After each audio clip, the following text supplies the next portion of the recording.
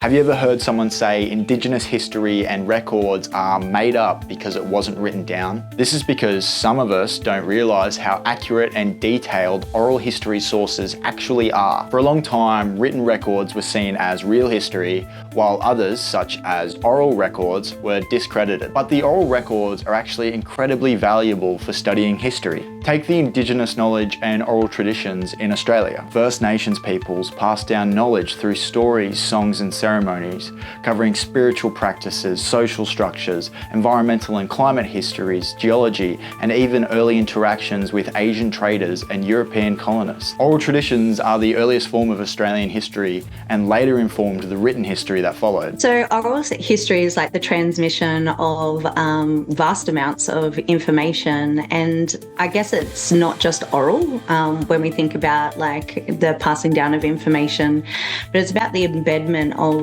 information into a number of different practices.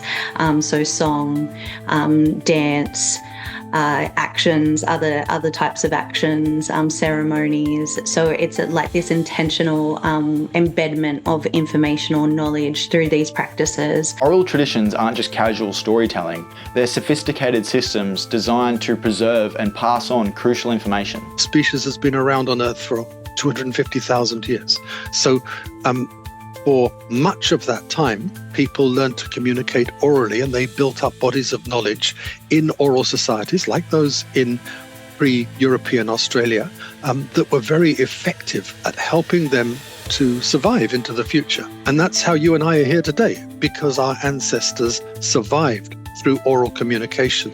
These traditions preserved observations of Australia's climate, ecology, geology, oceanography, and meteorology for over thousands of years. For example, Indigenous communities along Australia's coastline recount coastal inundation events that occurred more than 7,000 years ago. This timeline matches scientific evidence showing when Australia's sea level reached its current sea level. When Europeans arrived, First Nations peoples shared some of this knowledge, which was written down. This knowledge shaped how early colonists understood Australia's animals, plants, weather, and natural disasters. Today, Indigenous environmental practices such as cultural burnings, traditional farming, and water management are recognised by scientists as effective climate solutions. There are so many examples of where First Nations knowledge systems sort of trump Western sort of knowledge systems in that, even just in the scientific sort of realm, Western science is still playing a lot of catch up to what First Nations people understand, our,